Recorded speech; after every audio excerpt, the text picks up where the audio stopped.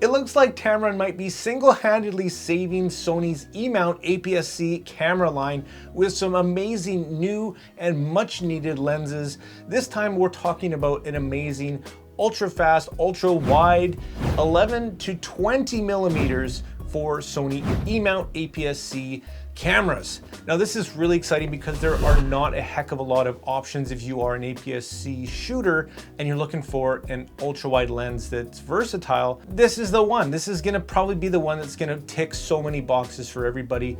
Your go-to right now is gonna be the Sony native 10 to 18 f4.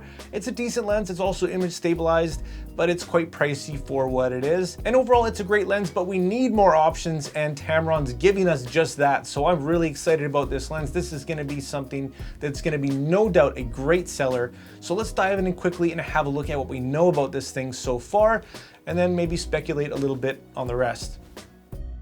Okay, so here it is, pretty reminiscent of basically every other Tamron lens that's come out lately. And you can bet very similar to the new 17 to 70, which is a fantastic pickup. Make sure you check out my full in-depth review on that guy if you haven't already. It's a must-see lens if you are a Sony APS-C shooter. Now this guy's going to have 12 elements in 10 groups as far as lens configuration goes. It does have a variable minimum focus distance of 0.15 meters or 6 inches on the wide side, and just less than double that when you're all the way zoomed into 20 millimeters. Now it's most likely going to have the same exact construction as everything else, and it's going to follow the same 67mm filter threads. No buttons or switches as you can see here, and pretty typical of this lens lineup. You can also bet that it'll be decently weather sealed and have a little rubber gasket on the bottom of the metal mount. Now this lens is a great size and weight, as you can see. It's about 86.2 millimeters, which is about 3.4 inches, and weighs only 335 grams, so well under a pound. Now of course it does have a fast f2.8 aperture, which is great, and that makes this the only fast f2.8 ultra wide zoom lens available for Sony APS-C cameras.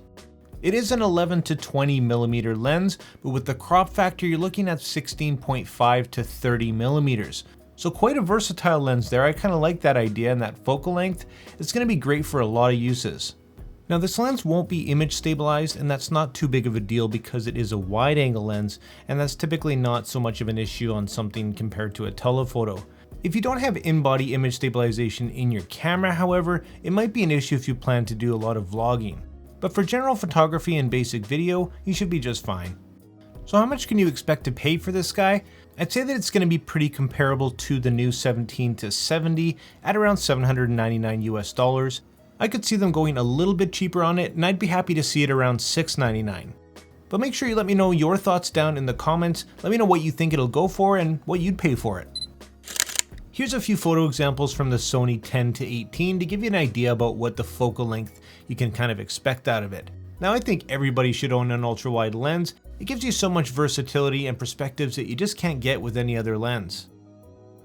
So there you go guys, there's what we know about the Tamron 11 to 20mm f2.8. Super excited for this lens for all you Sony Emount APS-C shooters. I think this is amazing, and I'm just so thrilled with Tamron these days.